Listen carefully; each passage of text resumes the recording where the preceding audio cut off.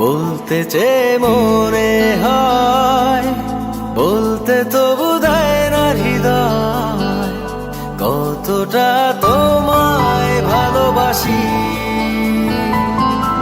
চলতে গিয়ে মনে হয় দূরত্ব কিছু নয়, তোমারই কাছেই ফিরে আসি।